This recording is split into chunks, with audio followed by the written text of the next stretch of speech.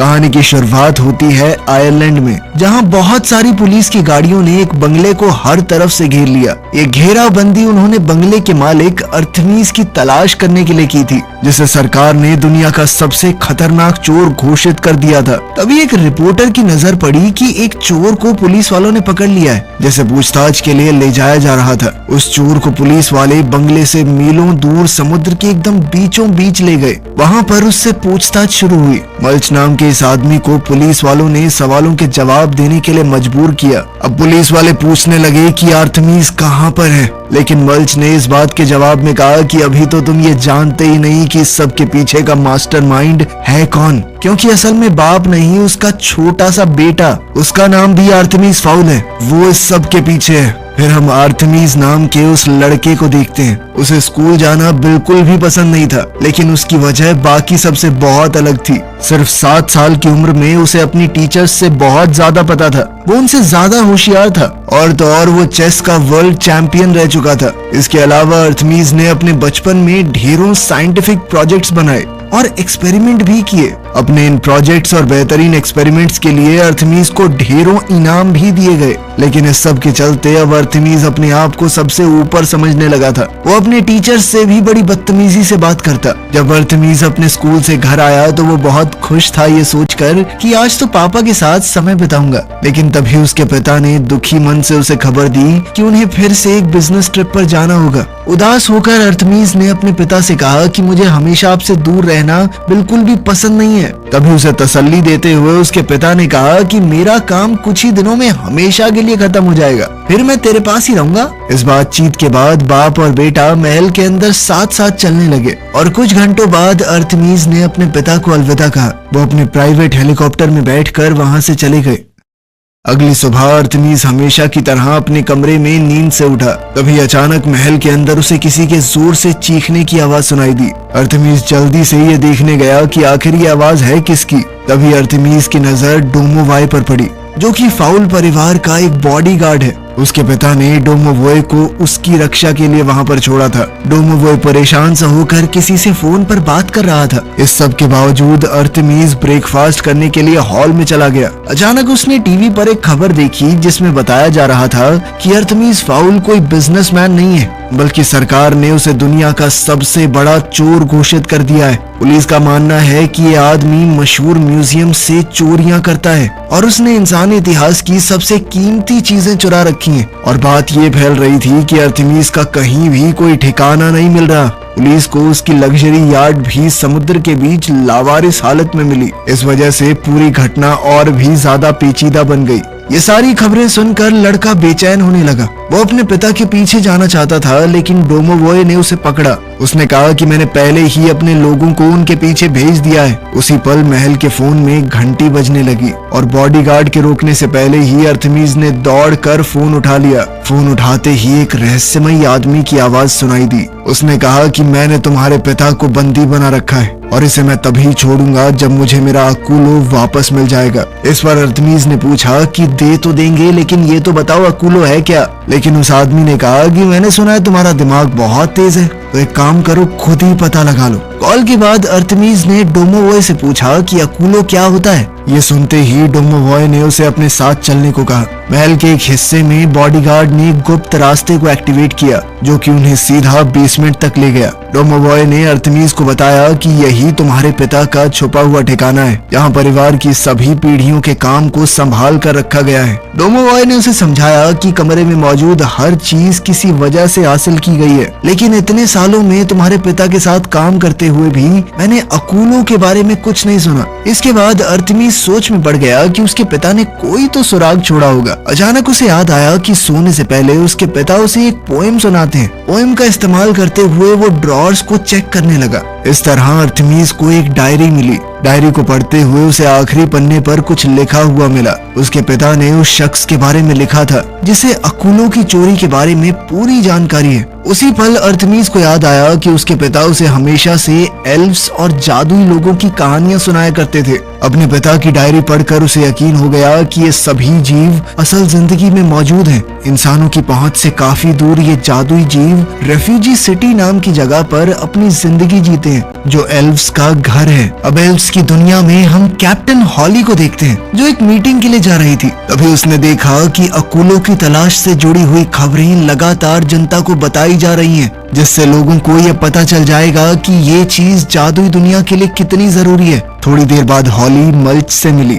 Mulch ने अपनी सजा से छुटकारा पाने के लिए हॉली से मदद मांगी। उसे चोरी के इल्जाम में अंदर किया जा रहा था। उसने कहा कि हम दोनों मिलकर क्या गजब की टीम बनाएंगे। मेरी चोरी करने की कला और तुम्हारे जादू को एक साथ जोड़कर हम क्या कुछ नहीं कर सकते। लेकिन हॉली ने मल्च की बातों को अनसुना कर दिया और बिना ज्यादा ध्यान दिए वहाँ से चली गई। लेकिन इतनी सी देर में मल्च ने उसका कुछ चुरा लिया।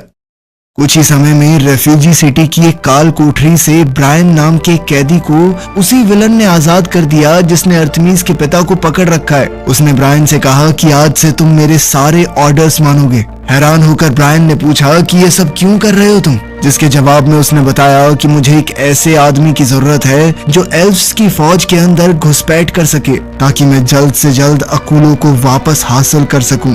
इसी दौरान पॉली अपनी मीटिंग में पहुंची, जहां कमांडर रूड ने अपने सैनिकों से कहा कि जब तक अकूलों मिल नहीं जाता सब अपनी ड्यूटी पर बने रहेंगे, क्योंकि हमारे लिए इससे ज्यादा जरूरी और कुछ भी नहीं है। लेडी कमांडर ने सबको ये भी ऑर्डर्स दिए कि किसी भी हाल में हमारी पहचान इंसानों को नहीं पता लगनी चाहिए। अगर किसी ने भी ये नियम तोड़ा तो उसे सख्त सजा दी जाएगी। मीटिंग के आखिर में हॉली जल्दी से अपनी बॉस से बात करने के लिए आगे बढ़ी। उसने कहा कि मेरे पिता के ठिकाने के बारे में नए सुराग मिले हैं, लेकिन लेडी कमांडर ने कहा कि अभी उस सब का टाइम नहीं है, सिर्फ अकूलों को ढूंढो। उधर इंसानी दुनिया में डोमोवॉय ने अपनी भतीजी जूलियट से मदद मांगने का फैसला किया, क्योंकि उसकी उम्र छोटी होने के बावजूद वो लोगों को ढूंढने में बहुत माहिर थी। जब अर्थमीस अपने पिता के पैनल पर जानकारी हासिल करने की कोशिश कर रहा था, तभी जूलियट उससे बात करने आई। उसने कहा कि तुम्हें थोड़ा आराम कर लेना चाहिए, लेकिन अर्थमीस ने इस सब से मना कर दिया। उसने कहा कि तुम्हारी जरूरत नहीं है, मुझे पहले ही पता चल चुका है अपने पिता को कैसे ढूंढना है। अपने पिता को ढूंढने के लिए उसे एल्व्स की मदद लेनी होगी, लेकिन ये काम आसान नहीं होगा, क्योंकि ना सिर्फ उनकी दुनिया छुपी हुई है, बल्कि वो एक इंसान की मदद करना भी नहीं चाहेंगे। और इधर अपने कंट्रोल रूम में लीडर को कमांडर रूट के आने का सिग्नल मिला। उसके 2 मिनट बाद ही वो हॉली के साथ वहां पहुंच गई। बिना वक्त गवाए उसने बताया कि एक कैदी जमीन की सतह पर से होते हुए भाग निकला, और क्योंकि हमारे सारे फौजी अकूलों को वापस लाने के मिशन पर लगे हुए हैं, कमांडर ने फैसला किया कि इस मिशन की जिम्मेदारी हॉली को दी जाएगी। इस बात से खुश होकर जवान लड़की कैदी को ढूंढने निकल पड़ी। कंट्रोल रूम से कमांडर रूट ने हॉली को मिशन की पूरी जानकारी दी। हॉली उड़ते हुए एक छोटे से यूरोपियन शहर की तरफ चली गई। यहाँ के लोग एक बहुत बड़े राक्षस की वजह से बहुत परेशान थे, जो असल में जादुई दुनिया से भागा हुआ वो कैदी निकला। जब हॉली ने राक्षस को एक लड़की को पकड़े हुए देखा तो उसके सर पर हमला कर दिया, जिससे उस राक्षस ने अपने शिकार को दूर फेंक दिया। लेकिन हॉली ने जैसे तैसे उसे गिरने से बचाया। बच्ची को उस जीव से दूर ले जाने के बाद फौजियों ने एक जादू का इस्तेमाल किया ताकि लड़की के शरीर पर लगे घाव ठीक हो जाएं। इसके बाद हॉली उस राक्षस का सामना करने के लिए आगे बढ़ी और उसे बल्ब की लंबी लंबी तारों में कैद करने की कोशिश करने लगी। लेकिन उसी वक्त राक्षस ने हॉली को पकड़ लिया। एक एल्फ को राक्षस से बचाने के लिए लड़ाई के बीच में एक कैप्सूल भेजा गया, जिस वजह से वहां मौजूद हर इंसान के लिए वक्त रुक गया। इसका फायदा उठाते हुए बाकी सोल्जर्स उस जगह पहुंच गए ताकि उस राक्षस को गिरफ्तार किया जा सके, और साथ ही उन सभी इंसानों की यादें मिटा दी गई जिन्होंने भी हॉली को देखा था। अब हॉली ने एक दूसरा रास्ता चुनने का फैसला किया और कमांडर रूट की धमकियों के बावजूद भी वो मजबूती से खड़ी रही। उसने कहा कि मैं अपने पिता की खोई हुई इज्जत को वापस जरूर लाऊंगी। इस वक्त अर्थमीस अपने पिता की डायरी पढ़ रहा था। पढ़ते पढ़ते उसे समझ आया कि उस आदमी ने इंसानों की दुनिया को बचाने के लिए एल्व्स की मदद की थी। वो ये भी जान गया कि वो शख्स जो अक्यूलों के पीछे हाथ धोकर पड़ा है उसका नाम ओपेल है। इसके बाद अर्थमीस डायरी में दी गई जगहों में से एक पर डुवोन से मिला। वहाँ उसकी नजर हॉली पर पड़ी और तुरंत ही उसके गार्ड ने एल्फ पर अपनी बंदूक से हमला करके उसे बेहोश कर दिया। जैसे ही उन्हें महसूस हुआ कि उन्होंने हॉली का सिग्नल खो दिया, कमांडर रूट ने अपने एजेंट को बचाने के लिए सभी अलार्म्स बजा दिए। खैर कुछ घंटे बाद हॉली को अर्थमीज के बनाए हुए एक पिंजरे में होश आया। गुस्से से भरी हुई इस एल्फ ने अपनी शक्तियों से इन लोगों को अपने वश में करने की कोशिश की, लेकिन अर्थमीज पहले से इस बारे में जानता था और उसने खास तरह के चश्मे लगाए हुए थे। फिर अर्थमीज ने कहा कि मैं अपने पिता को ढूंढना चाहता हूँ, उसके लिए मुझे तुम्हारी मदद चाहिए होगी। हालांकि हॉली का कहना था कि मैं तुम्हारी मदद क्यों करूं, और तुमने मुझे बंदी बना के बहुत बड़ी गलती की है। बहुत जबरदस्त हमला होने वाला तुम्हारे ऊपर, मुझे छुड़ा के ले जाएंगे मेरे लोग। इस धमकी के बावजूद अर्थमीज बिल्कुल नहीं घबराया। उसने कहा कि मैं यही तो चाहता हूँ कि तुम्हारे लोग यहाँ पर आएं। कुछ ही मिनटों बाद महल के आसपास के इलाके में एक भयंकर तूफान आने लगा। एल्फ्स के आने का अंदाजा लगाकर लड़के ने हॉली के हथियारों को अपने पास रख लिया। वहीं डोमोवॉय ने भी हॉली की कॉस्ट्यूम से एक हथियार निकाल लिया था। ठीक उसी वक्त समय को फिर से रोक दिया गया और एल्फ्स की सेना ने महल पर हमला कर दिया। सबने अपनी अपनी पोजीशन ले ली। कमांडर रूट भी अपना लड़ने वाला सूट पहन कर आई थी। जब टीम हॉली की तलाश कर रही थी तब अर्थमीज ने अपना खास सूट पहनने का फैसला किया। अब अर्थमीज और डोमोवॉय लड़ने के लिए पूरी तरह तैयार थे। उन्हें देखते ही एल्फ्स की फौज उन पर टूट पड़ी, लेकिन उन्हें हराना बिल्कुल भी आसान नहीं था और उल्टा अर्थमीज अपने दोस्त के साथ मिलकर हर एक जादुई जीव को हराने लगा। थोड़ी देर बाद अर्थमीज ने एक फौजी का हेलमेट उठाया और उसने कमांडर से कहा कि अगर हॉली को जिंदा देखना चाहते हो तो अंदर आओ बात करने। कोई और रास्ता न देखकर रूट अर्थमीज से बात करने के लिए महल के अंदर दाखिल हुई। अंदर आकर रूट ने सीधे तौर पर कहा कि हमारी फौज बहुत बड़ी है, कब तक लड़ लोगे? अगर तुम नहीं माने तो इस बार हमला पूरी ताकत से होगा। इस चेतावनी के बावजूद लड़का बिल्कुल नहीं डरा। उसने कहा कि अगर दोबारा हमला हुआ तो मैं दुनिया के सामने एल्फ्स के होने का राज खोल दूंगा। इसके बाद अर्थमीज ने साफ तौर पर कहा कि मैं हॉली को तभी छोड़ूंगा अगर तुम अकूलों को मेरे हवाले कर दो। लेकिन रूट कहती है कि ऐसा कभी नहीं होगा। जिसके बाद लड़के ने एल्फ्स को अपना फैसला बदलने के लिए 15 मिनट का वक्त दिया। अब पानी सर से ऊपर जा चुका था तो कमांडर ने खास ऑर्डर दिया। इसके बाद जेल से मल्च को आजाद कर दिया गया और उसे वहां से सीधा जंग के मैदान में भेज दिया गया। इस दौरान अर्थमीज ने हॉली को पूरी बात समझाई। अर्थमीज के पिता के बारे में सुनकर हॉली को बहुत बुरा लगा, क्योंकि उसके पिता का नाम भी इसी तरह किसी ने बदनाम किया था और अब हॉली अकूलों की इस गुत्थी को समझाने में उसकी मदद करना चाहती थी। इसीलिए अर्थमीज ने भी अपनी तरफ से भरोसा दिखाते हुए चश्मा उतार दिया। अब अर्थमीज कहने लगा कि मेरे पिता की डायरी के अंदर अकूलों की रक्षा करने वाले गार्ड का नाम बीचवुड लिखा हुआ है। ये सुनकर हॉली ने कहा कि ये तो मेरे पिता का नाम है। वो जानते थे कि अकूलों कितना ज्यादा खतरनाक है, इसीलिए उन्होंने हमेशा के लिए इसे छुपा देने का फैसला किया। जिसके बाद सभी उसके पिता को एक गद्दार कहकर बुलाने लगे। ये सुनकर अर्थमीज एक गहरी सोच में डूब गया। तभी जूलियट की नजर एक नए एयरक्राफ्ट पर पड़ी और उसने तुरंत इसकी खबर अर्थमीज को दी। अब मल्च कमांडर के पास पहुंच चुका था। कमांडर ने उसके सामने एक डील रखी कि अगर वो जल्दी से महल तक पहुंचने की एक सुरंग खोद दे तो वो हॉली को बचा सकते हैं। इसके बदले में उसकी सजा बहुत कम कर दी जाएगी।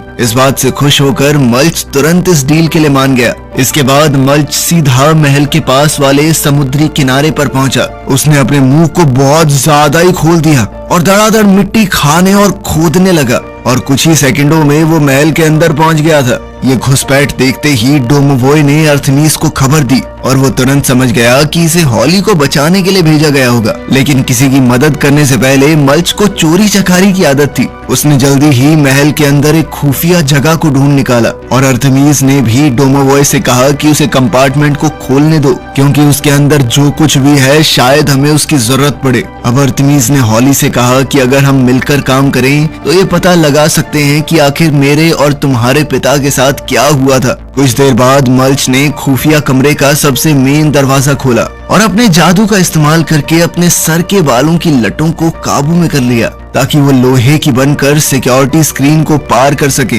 कंपार्टमेंट खुलते ही मल्च के हाथ वो चीज लगी जिसे सब ढूंढ रहे थे। जल्द ही अर्थमीज और हॉली भी वहां पहुंच गए। तभी एल्फ ने अर्थमीज को समझाया कि तुम इसका इस्तेमाल अकेले नहीं कर सकते, क्योंकि इसकी जादुई शक्तियां तुम्हारी जान ले लेंगी। इससे पहले लड़का अकूलों के बारे में कुछ और समझ पाता, मल्च ने इस सब की खबर कमांडर तक पहुंचा दी। ये बात किसी तरह ओपेल तक भी पहुंच गई थी, तो उसने अपने सोल्जर ब्रायन को वहां पर भेजा। उसी वक्त कमांडर को खबर दी गई कि समय को रोकने वाला डोम ग्लिच कर रहा है। इस पूरी अफरा तफरी का फायदा उठाते हुए गद्दार ब्रायन कमांडर रूट को गिरफ्तार करने के लिए आगे बढ़ा। उसने कहा कि मिनिस्टर्स ने आपस में बात करके एक नए लीडर को चुना है, वो हूँ मैं। गुस्से से लाल हुई कमांडर ने अपने आसपास के सभी गार्ड्स को बेहोश कर दिया। तभी ब्रायन बोल पड़ा कि इतने आसान से मिशन को आपने इतना मुश्किल बना दिया, हमें एक नई तरकीब को अपनाना होगा। तभी अचानक आसमान में एक बहुत बड़ा एल्वन एयरक्राफ्ट दिखाई दिया और ब्रायन ने बताया कि वो एक खतरनाक राक्षस को महल पर हमला करने के लिए लाया है। राक्षस की गरजती हुई आवाजों को पास आता सुनकर सभी लोग इधर उधर भागने लगे। उधर हॉली समझ गई थी कि क्या होने वाला है। अब सेना का सारा कंट्रोल ब्रायन के हाथों में है और उसने सेना को आदेश दिया कि मैंशन के अंदर जादू के इस्तेमाल पर रोक लगा दी जाए। उसने ये भी कहा कि हॉली को बचाने की कोई जरूरत नहीं है, उसका बाप सिर्फ एक गद्दार था। उसी वक्त खतरनाक राक्षस को मशीन से बांधकर महल के अंदर फेंक दिया गया। उसके अंदर पहुंचते ही ऐसा लगा मानो जमीन हिलने लगी हो।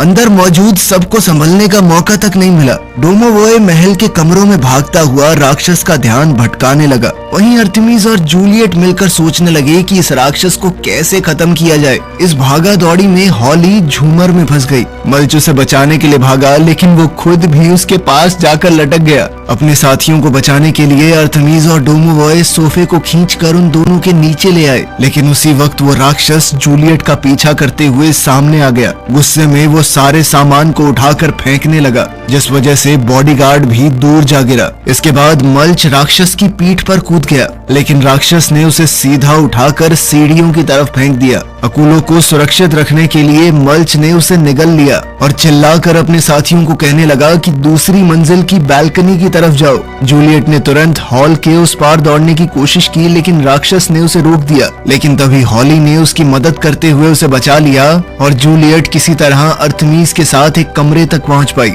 अब अर्थमीज ने उस दानव पर गोली चलाई और इससे पहले कि वो राक्षस अर्थमीज और जूलियट पर हमला करे, डोमोवॉय सामने आ गया और उसने एक बड़े से सांड के सर का इस्तेमाल करते हुए राक्षस पर हमला कर दिया। लेकिन राक्षस बहुत ज्यादा ताकतवर था, उसने बड़ी ही आसानी से डोमोवॉय को गिरा दिया। जब हॉली ने देखा कि राक्षस ने अर्थमीज को पकड़ लिया है, तो उसने झूमर से कमरे की खिड़की को तोड़ दिया। इसके तुरंत बाद अर्थमीज ने राक्षस के चंगुल से निकलने के लिए खिड़की से छलांग लगा दी। वहीं जूलियट और डोमोवॉय ने भी ऐसा ही किया, लेकिन डोमोवॉय गलती से नीचे फर्श पर गिर गया, जबकि लड़की लटकी रह गई। अर्थमीज की मदद से हॉली ने अपने आप को आजाद किया और जैसे ही राक्षस झूमर की तरफ कूदा, वैसे ही दोनों उस पर साथ मिलकर हमला करने के लिए अलग अलग हो गए। फायरिंग के दौरान अर्थमीज ने अपना जादुई हथियार गलती से फर्श पर गिरा दिया और वो जल्दी से उसे उठाने के लिए दौड़ा, लेकिन उसी पल झूमर धीरे धीरे टूटने लगा। ये सोचकर कि कहीं अर्थमीज को कुछ न हो जाए, डोमोवॉय उसे बचाने के लिए कूद पड़ा। उसने अर्थमीज को तो हटा दिया, लेकिन वो राक्षस उसके शरीर पर गिर पड़ा। घबराहट में अब सभी लोग डोमोवॉय को बचाने का रास्ता ढूंढने की कोशिश करने लगे। उधर बाहर समय को रोकने वाला डूम अब बिखरने लगा था, जिस वजह से एल्वन सेना को बहुत नुकसान हो रहा था। डोमोवॉय को राक्षस के शरीर के नीचे से निकालने के बाद अर्थमीज ने हॉली से कहा कि प्लीज मेरे दोस्त को बचा लो, लेकिन हॉली ने बड़े अफसोस के साथ कहा कि जादू यहाँ पर बंद है, मैं चाहकर भी कुछ नहीं कर सकती। लेकिन डोमोवॉय ने कहा कि सब कुछ ठीक है, मेरी चिंता मत करना। बाहर एल्फ्स की सेना के कैप्टन ने कहा कि जिन लोगों को मरना था वो मर चुके होंगे, बहुत देर हो चुकी है राक्षस को अंदर गए हुए, तो अब हॉली का जादू उसे वापस दे दो, क्योंकि उसके हिसाब से खतरा टल चुका है। जैसे ही हॉली को महसूस हुआ कि उसका जादू वापस आ गया है, तो उसने एक पल भी बर्बाद नहीं किया और डोमोवॉय को अपने जादू से दोबारा ठीक कर दिया। उसी वक्त एल्वन सेना पीछे हटने लगी, क्योंकि डोम पूरी तरह टूट चुका था। और इधर सभी लोग महल की बालकनी में आ गए। मगर जैसे ही उन्हें खतरे का एहसास हुआ तो अर्थमीस, जूलियट और डोमोवॉय महल के अंदर की तरफ भागे, जबकि हॉली और मल्च बाहर की तरफ चले गए। हवा में फंसे हुए एक मछुआरे को बचाने के बाद जब हॉली ने वहां से निकलने की कोशिश की तो वो पानी के बवंडर में फंस गई। वहीं दूसरी तरफ मल्च सुरंग बनाकर जमीन के नीचे घुस गया ताकि वो खुद को बचा सके। बाहर हॉली बिना किसी नुकसान के किसी तरह बवंडर से बाहर निकली। उसी वक्त समय को रोकने वाला वो डिवाइस पूरी तरह खराब हो गया, जिस वजह से आसमान में एक जबरदस्त धमाका हुआ और रेफ्यूजी सिटी से कमांडर ने हॉली को तुरंत वापस आने का ऑर्डर दिया। लेकिन हॉली ने वापस आने से साफ मना कर दिया और महल के अंदर अर्थमीस के पास चली गई। उसने ठान लिया था कि अपने पिता का नाम साफ किए बिना वापस नहीं जाएगी। अब उन लोगों के पास अकूलो है, इसीलिए सब मिलकर लाइब्रेरी में इकट्ठा हुए और हॉली अकूलो की शक्तियों का इस्तेमाल करके अर्थमीस के पिता को बचाने की कोशिश में लग गई। तभी ओपेल ने अर्थमीस से कहा कि तुम अपने मिशन में नाकामयाब रहे, मेरे पास अब तक अकूलो पहुंचा नहीं है, इसीलिए मैं तुम्हारे पिता को हमेशा के लिए खत्म कर दूंगी। उधर हॉली पूरी कोशिश कर रही थी कि अर्थमीस के पिता को यहाँ पर ले आए, लेकिन उससे पहले ही ओपेल ने जबरदस्त हमला करके अर्थमीस के पिता को मार दिया। ये सोचकर कि अकूलो उसके पिता को वापस नहीं ला पाया, अर्थमीस अंदर से टूट गया और अपने पिता को पुकारते हुए महल में इधर उधर दौड़ने लगा। हॉली ने भी अपने दोस्त की मदद ना कर पाने के लिए माफी मांगी, मगर तभी महल के कमरे में हैरान कर देने वाला जादू हुआ। अर्थमीस तुरंत उस कमरे की तरफ दौड़ा जहां उसकी अपने पिता से मुलाकात हुई और उन्होंने फट से उसे गले लगा लिया, जबकि दूसरी तरफ ओपेल बौखला गया और गुस्से में जोर जोर से चीखने लगा। जब अर्थमीस के पिता हॉली से मिले तो उन्होंने हॉली को बताया कि मैं और तुम्हारे पिता मिलकर काम किया करते थे। तुम्हारे पिता कोई गद्दार नहीं थे, वो मेरा एक बहुत बहादुर दोस्त था जिसने एल्फ्स के दुश्मनों से अकूलो की रक्षा करने में बहुत मदद की। फिर अर्थमीस के पिता ने हॉली को ओपेल के किए हुए सभी गलत कामों के बारे में बताया, उसे ये बताते हुए कि तुम्हारे पिता की आखिरी इच्छा यही थी